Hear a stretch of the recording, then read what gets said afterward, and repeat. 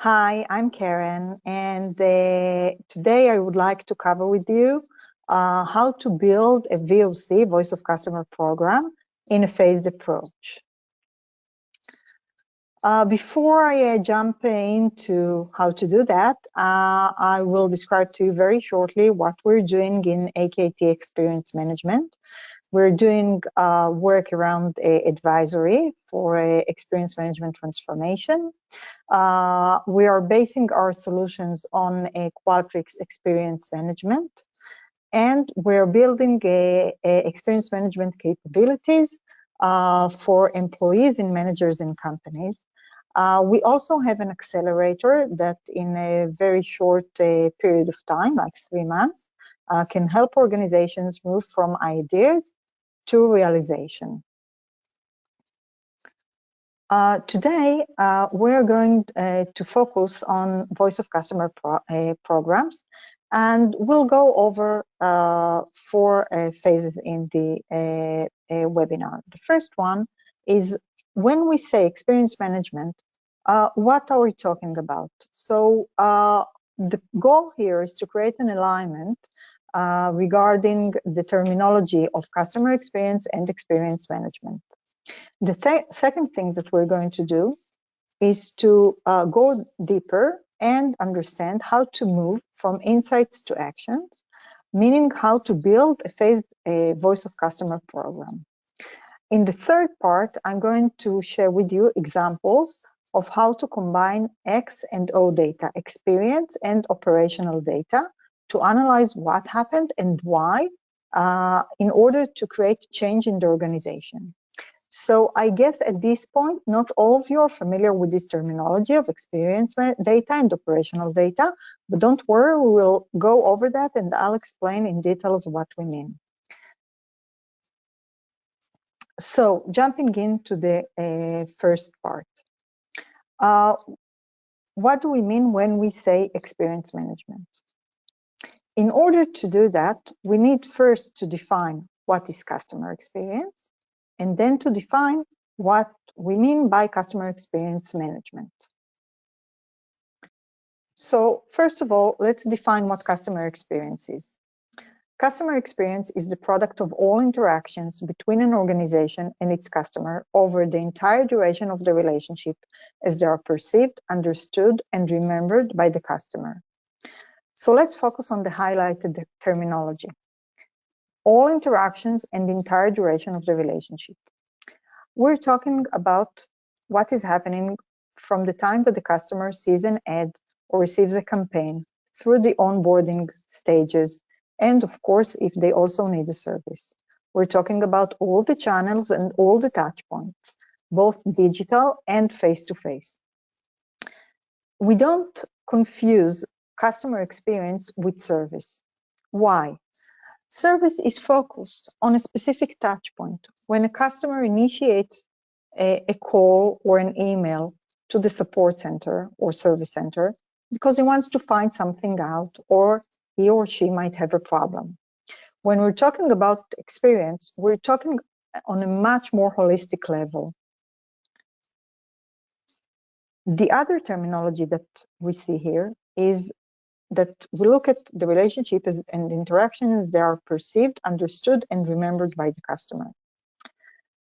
This is very important because when we talk about customer experience, all these words are subjective. We need to understand how the customers look at things. What might be good for one customer might not necessarily be good for the other one. So this terminology pushes us to look more and more on small customer groups. We call these personas. Personas, unlike segments, are not only focused on demographic characteristics, but also on behavioral characteristics like the values or beliefs, or things that have to do with the customer ambitions and goals.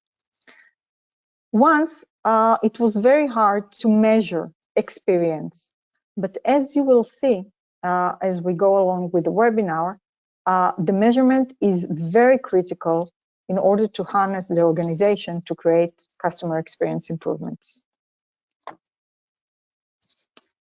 When we look at the customer experience, it's built in a hierarchy. So at the very basic level, we have meeting the needs. Did the customer receive what he or she came for? At the second level, we have how easy it is to do business with the company. And on the third level, at the top, we have what is the emotion that the customer finished the interaction with. Why is it built in this way? Because when we only meet needs, then we have the satisfied customer, which is great, but this is not enough because it doesn't create any differentiation. It only means that you didn't mess up something very serious along the way. When it's easy to do business with, you keep the customers are loyal. We, as human beings, we don't like to invest many energies in creating new relationships. This is very good for companies if they don't mess up the customer lives and make it very difficult for him or her, then the customer will most likely stay loyal.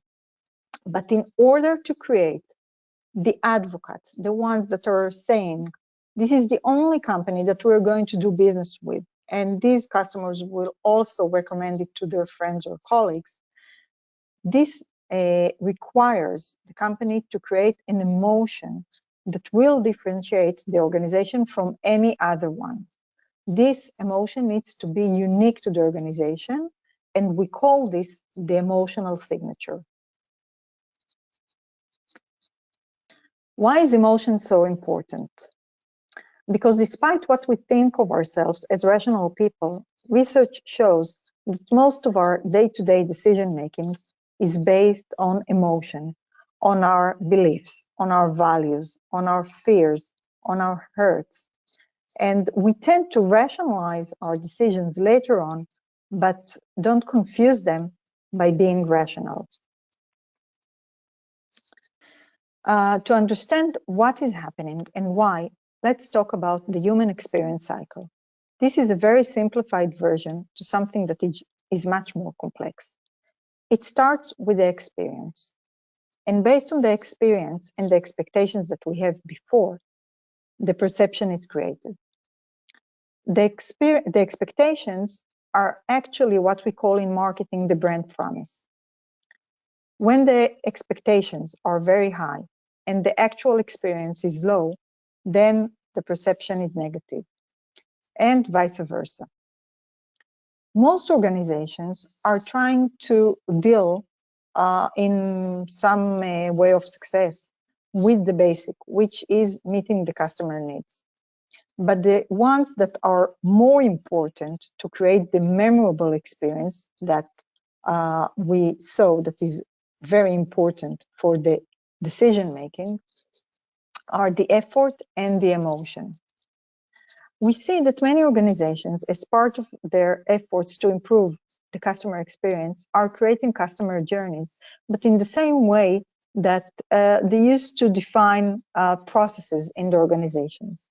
They are focusing only on the functional areas and not the emotional areas. So, like I described before, each organization needs to define its emotional signature, its unique emotional signature. And this describes the way that customers live the interaction with the organization.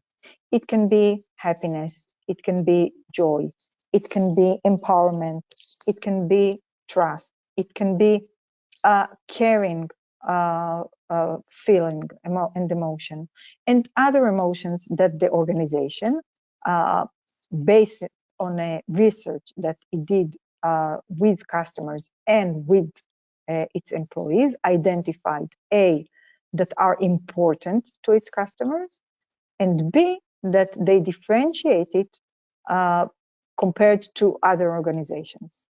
And these emotions will need to be brought to life in each and every interaction that the organization is having with its customers. This is part of making sure that you keep your brand promise.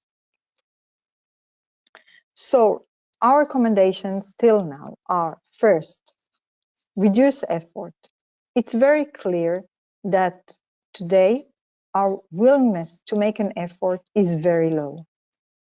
You sometimes see that organizations are moving customers to digital channels or self-service, and they think of reducing effort. But I'm not sure that this is the best way for the customer to make less effort.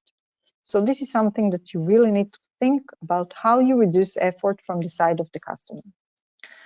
Second, define your emotional signature. I've seen so many customer journeys that look like a workflow of the phases that the customer is going through. Don't use the old terminology and tools to create a differentiation in customer experience. You really need to talk and demonstrate about the customer emotions and start building the journey and redesign it to aim to the specific emotional signature that you want to create. Going back to the human experience cycle, we see now that based on the perceptions, long time attitudes are formulated. These attitudes are making an impact on expectations. Like, if I'm trusting the company, I expect that it will be transparent and be very clear in its communication with me. And finally, the attitudes impact behaviors. If I like the organization and the company that I'm doing business with, it will cause me to do more business, to purchase more, to recommend to my friends and colleagues. And the behavior, again, creates more experiences. And this is the entire human experience cycle. And I'll go back to this model when we talk about the X and O data and how we measure the business value of the experience. So until now, we've defined what customer experience is. Now let's talk about what customer experience management is. So customer experience management is the discipline of using both experience data, which we refer to as X data, and the operational data, which we refer to as O data, to measure and improve the four core experiences of the business: customer, employee, product, and brand. Why we say discipline? Because customer experience management cannot state the effort of a small number of people in the organization that are trying to drive change against all odds, or just of the people that are face-to-face with the customer and making huge efforts to solve problems that were created at the first place by the people who make the policy in the organization. So it's an organizational effort, and end-to-end effort and methods that have to be in place. It's how we create the capabilities and the competencies that are required, that on an ongoing basis, we will be able to provide these experiences that we're talking about, that are delivering the brand promise and the business results that we're looking for. X data is looking about the perceptions, about the attitudes, about what our customers feel and think. Combining this with the O data, like who the customer is, what did he buy, how many times he called the call center, all this allowed the organization to redesign the appropriate experience at the right place and in the right time, and to measure the experience cycle. Experience management includes 7 building blocks, starting from the strategy that defines the North Star for the organization. When we say customer experience in our organization, what exactly do we mean by that? How do we make sure that everybody is aligned around the same definition? Then we need to redesign the customer journeys that will provide answer both to customer pain points and also create the emotion that we've talked about. Then we talk about measurement. Which measures do we use? Who is measured based on them? How do they come to realization in every employee, both front and back office employee? Then governance. Who is managing the customer experience in the organization end to end? Who do they report to? What is the team doing? What are the routines in the organization? How do we give the tools to each and every employee and manager? Culture.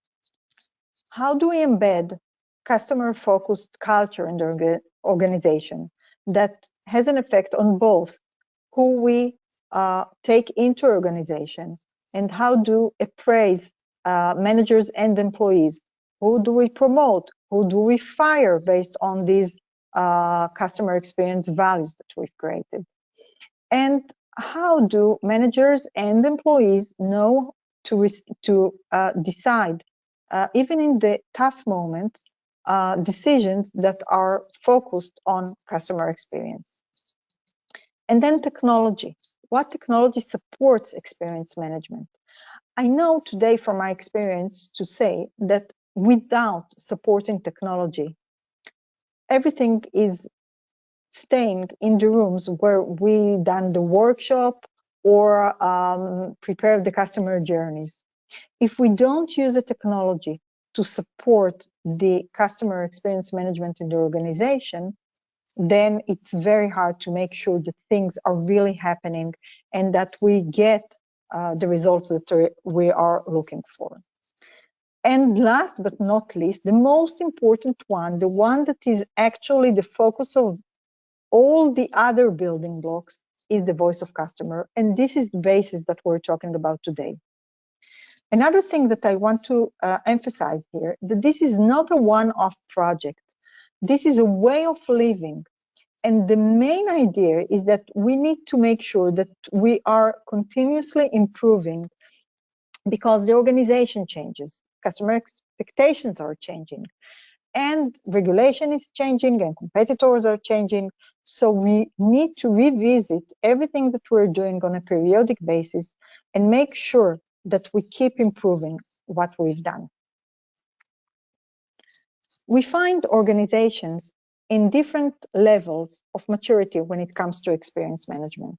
Starting from the most basic one, in the most basic one, the organization is not focused on experience management as a strategic opportunity, and they're just starting working on identifying the first best steps to start building buy-in with executives to get the resources that are needed for progress. Then on phase 2, initiate. As leaders see the potential value, then there is a possibility to move forward, and they start investigating how it can help the organization and kick off pockets of experience management activities.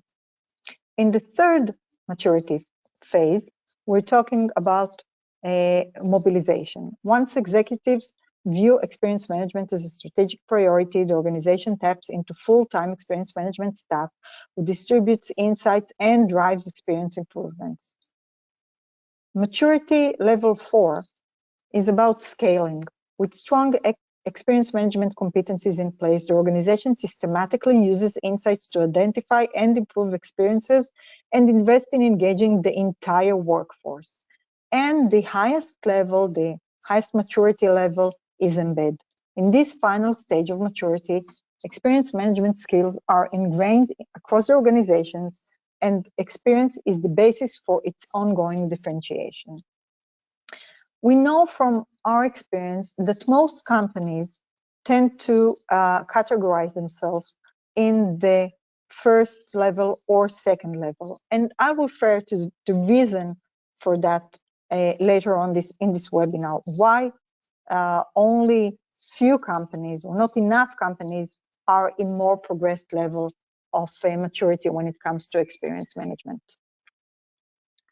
And this is the point that we are moving forward to how to build a phased voice of customer program.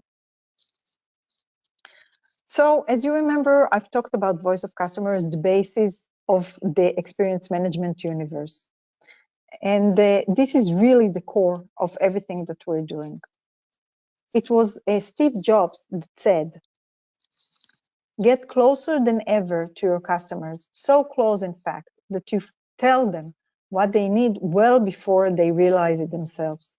So if you have this voice of customer method and tools and technology, you will be able to make sure that you realize things much in advance and make sure that you have the solutions in place, both in product and service.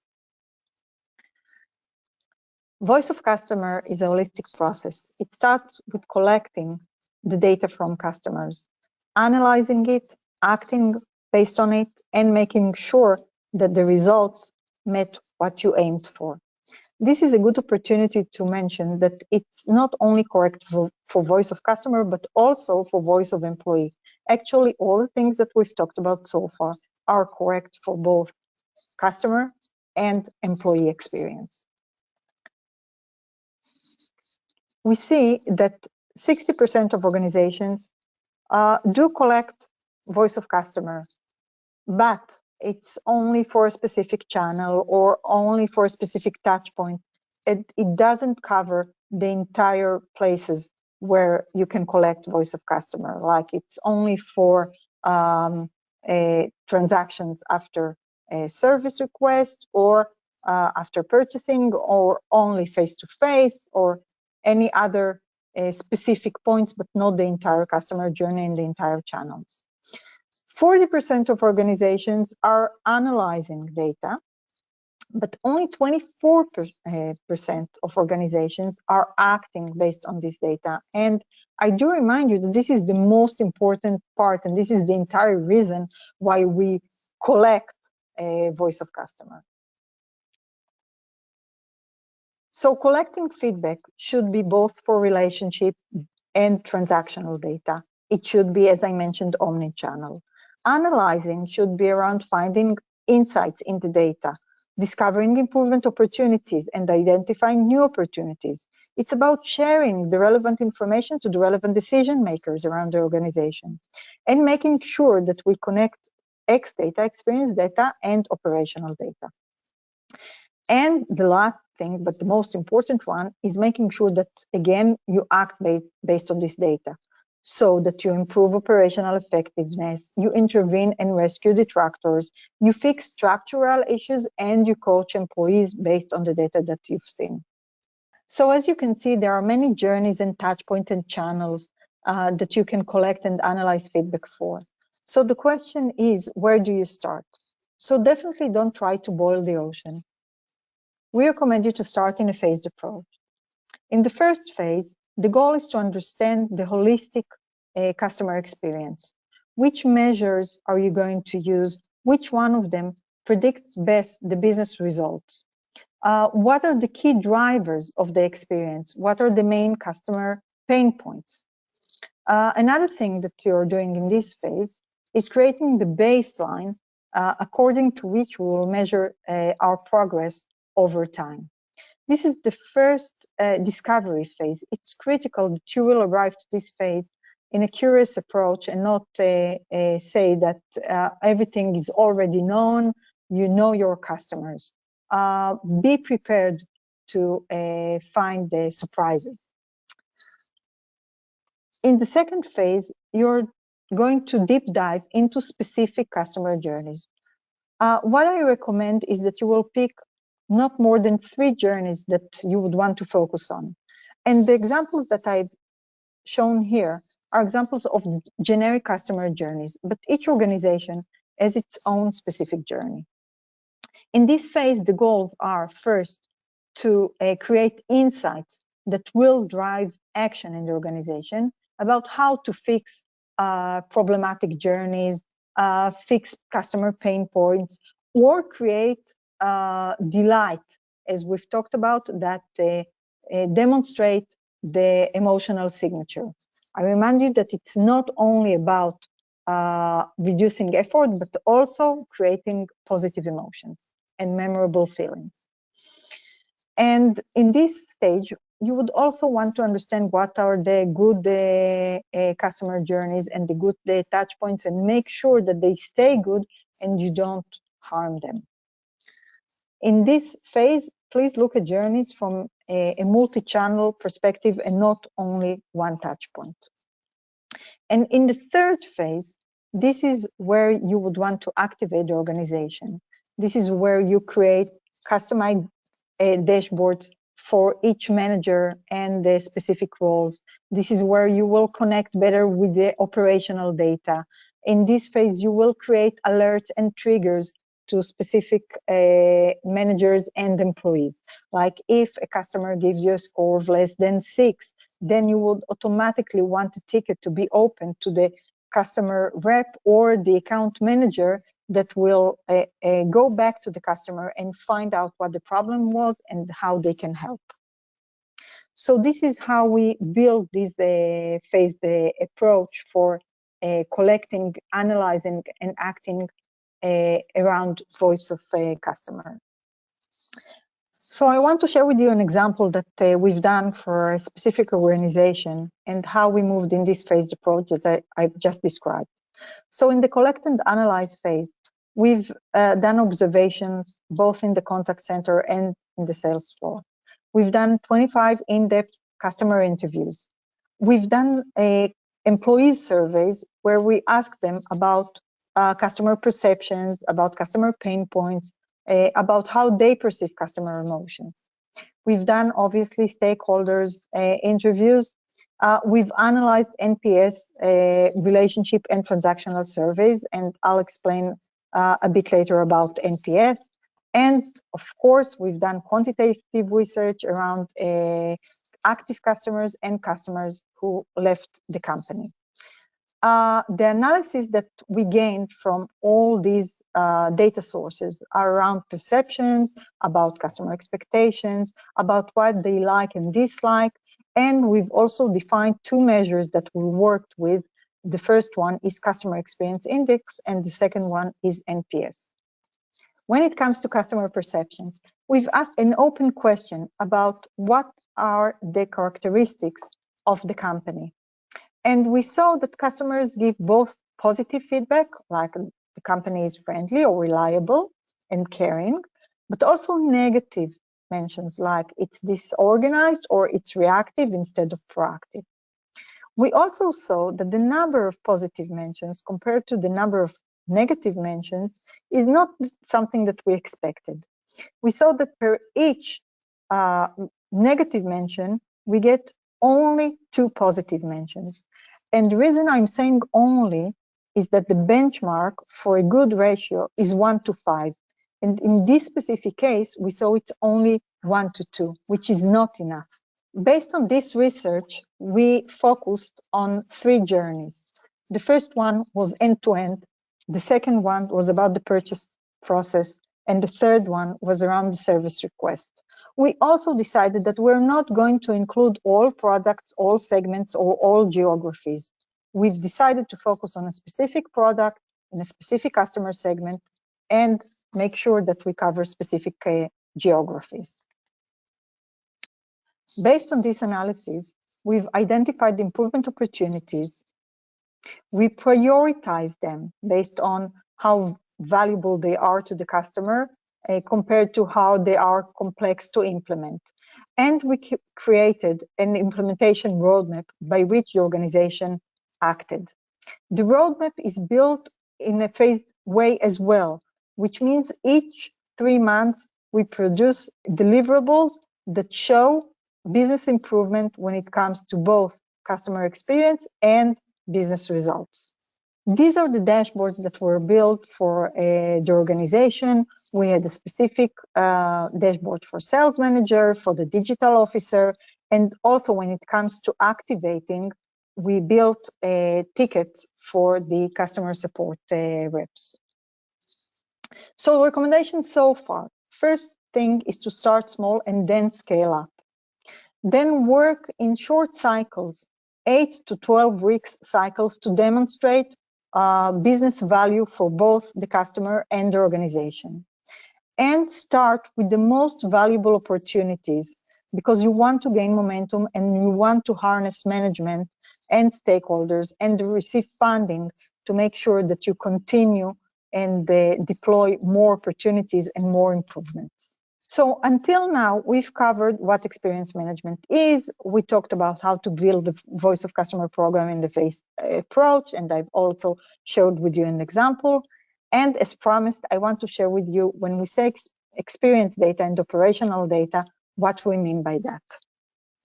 And the first question I want to ask is, until now, if everything that I've shared with you is so good, and if you see outcomes from making sure that you create positive experiences, then why do only some organizations implement it? And as you remember, I shared with you that from our research, most of organizations define themselves as being in maturity level 1 or 2 and not being able to move forward. So Qualtrics did the research around what are the obstacles for implementing experience management in organizations. And these are the obstacles, and they were, wow. Qualtrics did the research around what are the obstacles for implementing experience management in organizations. So you see here on the left side, the obstacles, and they were defined but by how the organization compared itself to other organizations. So here you see the ones that say that they are considerably above other organizations, slightly above, or equal or below other organizations. So first thing, you see that many obstacles are result of experience management not being a priority, meaning it's hard to harness management and executive commitment to investing money in experience management. You see that when it comes to strategy, you can find that in organizations that are performing in experience management lower than other organizations, or the ones that are performing much better, strategy is an issue. But you see it's much more dominant when organizations are just beginning the way. And I cannot emphasize enough how important it is to decide that you do create a customer experience strategy. Technology limitations is relevant, but only for organizations that are progressing and are more mature in experience management. You see lack of leadership, and you see it mainly for the ones that are in lower maturity level. And one thing that is very important is aligning incentives and rewards. And this is dominant in organizations that are in low maturity level compared to others. And this is something that I really want to emphasize. Until you make people realize that what they're doing in terms of experience management will impact the way that they are appraised and the way that they are incentivized, it will be very hard to drive experience management in the organization. If you keep measuring your employees only based on their sales quota or how many calls they've handled per hour or per week or per month, then you don't create an alignment between customer experience and employee behavior. So this is something that you really need to start looking at once you decide that you want to focus on experience management. We see that managers do ask very good questions. The first one is why to invest in customer experience. The second is how much to invest. And the third one is where exactly to invest, because there are many things that you can invest in. So answering the first question, we see definitely a correlation between companies that are investing in customer experience and their business results. This slide is taken from a research that was done and compared the blue line, the S&P 500 companies, and the red line, the ones that are leading customer experience firms. And you see that the ones that are leading customer experience firms performed better, 3 times better actually, than the ones that are already very good and performing very well. But customer experience does pay off. So let's take an example of Southwest Airlines. This is a low-cost company that decided that their emotional signature is going to be around warmth. The way that they've done it is by using humor. And they've checked the return on emotion. They saw that in some of the flights, only 1.5% of the flights, the flight attendants used funny safety announcements. But in these flights, the passengers who took them, the year after they took the flight, flew 50% more than any other passenger. So they wanted to see what will happen if they double the number of flights where funny safety announcements are used. And they saw that it will bring them $138 million a year. You can buy 2 airplanes with $138 million. So this is the return on emotion that Southwest Airlines discovered. You see that there is a business impact of experience management, both in sales and profitability. This is the way that the companies with experience management which is considerably above industry average. This is the business benefits that they see. In green, you see the ones that are slightly above, and in gray, you see the companies that are below industry average, but all of them gain business value from using experience management. In order to make the connection between the experience and the business results, we need to use 2 types of data. The first one is the experience data. This gives us the why things are happening. It describes the customer feelings and emotions and perceptions. The O data is a measurement of operational data. What is happening? Hard numbers like sales, closure rate, time to make a closure, how many calls you had to the contact center, what were the wait times, etc. X and O data help us monitor the interactions that our customers are going through in order to identify improvement opportunities. And again, in order to make this connection, you need the technology support of a platform that can help you combine these types of data and activate the organization in order to make the right business results. And make sure that the decisions are based not only on numbers, but also on emotions.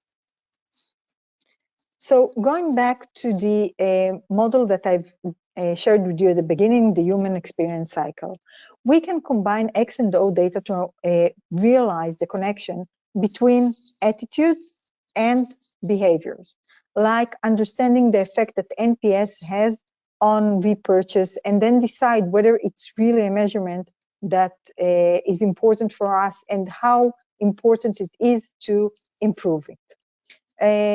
Like how many promoters are buying more along their life cycle in the organization.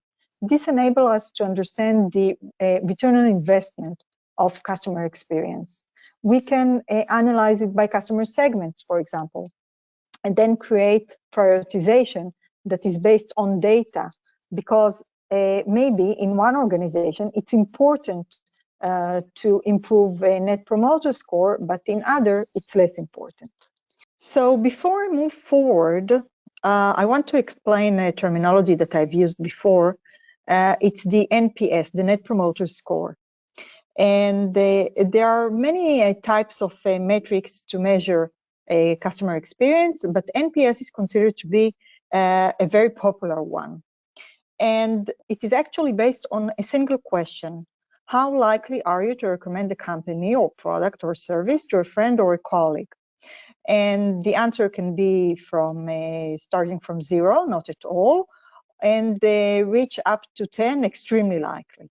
The respondents that are giving the score of 9 or 10 are considered to be the promoters.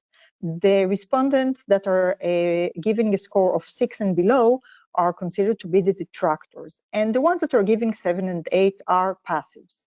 So NPS, the Net Promoter Score, is the percentage of promoters minus the percentage of detractors.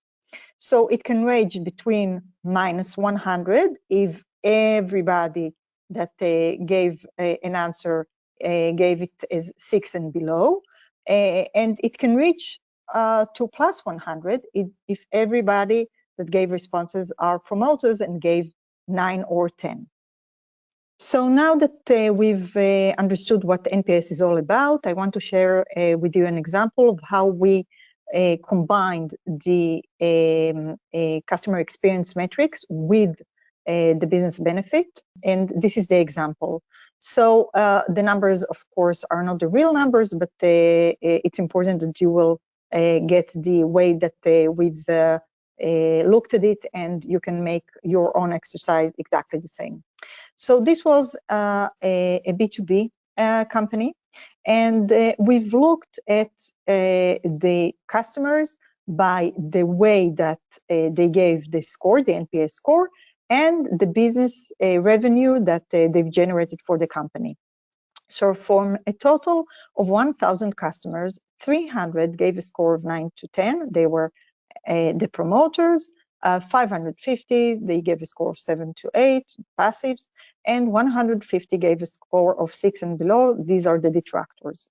The revenue generated by each group was $120 million per the group that gave the 9-10, the promoters, 75 million per the passives, and 9 million per the detractors. So it means that each customer in this group of the passives, of the promoters, sorry, generated $400,000 per year. This group, the passives, 136, 364, and 60,000 per year of the detractors. If you look at the percentage, it means that 30% are promoters and 15% are detractors. This brings us to a score of 15% of the NPS. We wanted to see what will happen if we will raise this score by only 4 points, which is extremely doable when it comes to improving NPS. So we aimed at a score of 19. And the way that we wanted to get to this score is by lowering the percentage of detractors from 15 to 13 and bringing more customers to be promoters, moving from 30 to 32.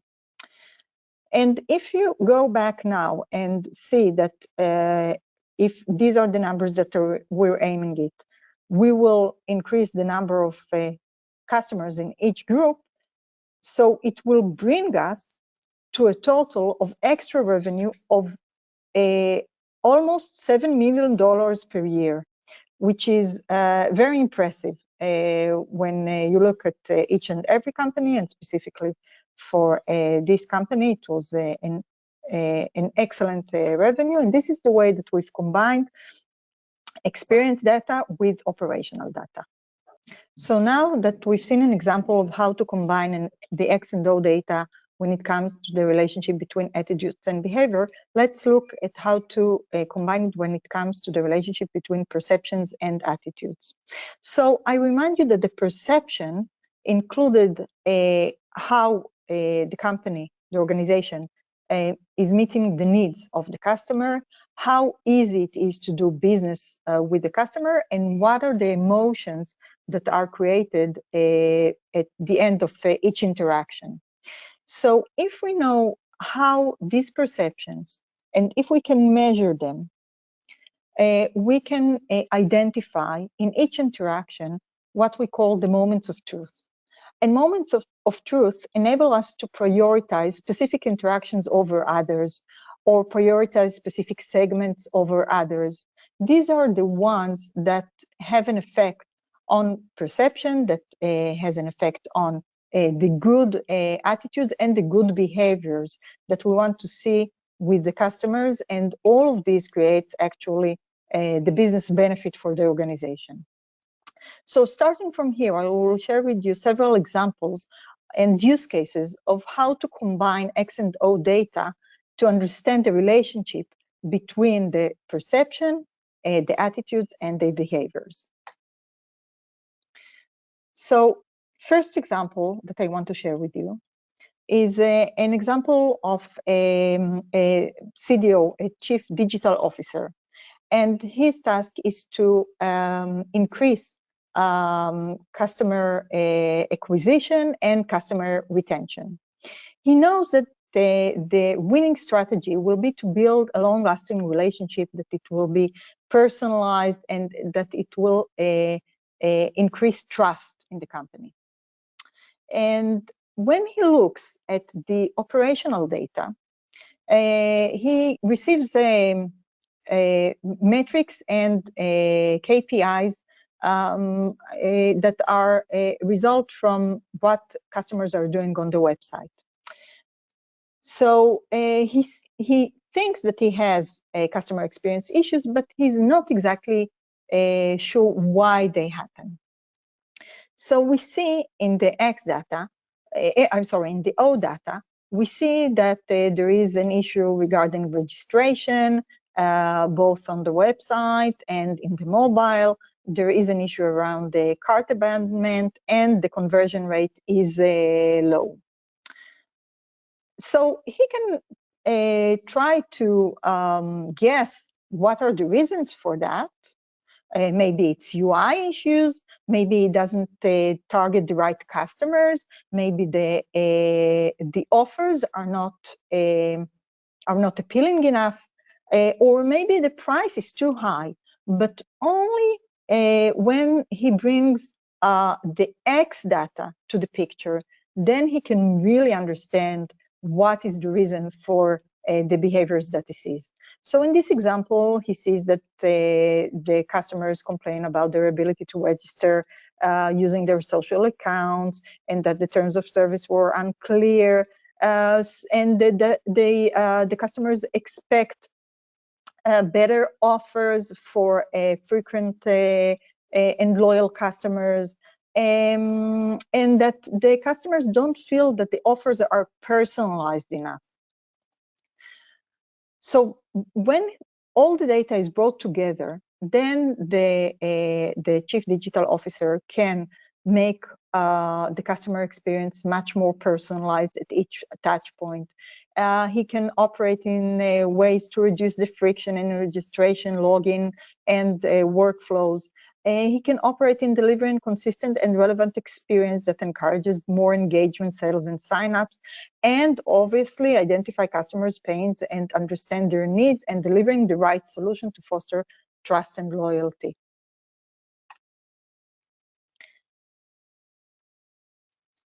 Each and every organization must have a plan to which X data and O data it needs in every customer journey, in every touch point, in every channel. Which functions, which roles in the organization will get each piece of information, and what will be the action that is needed on their side. And of course, what business results they expect to see. So I've organized things in a table here, and you will see that at the end it might be a very detailed table, but let's start with just one example.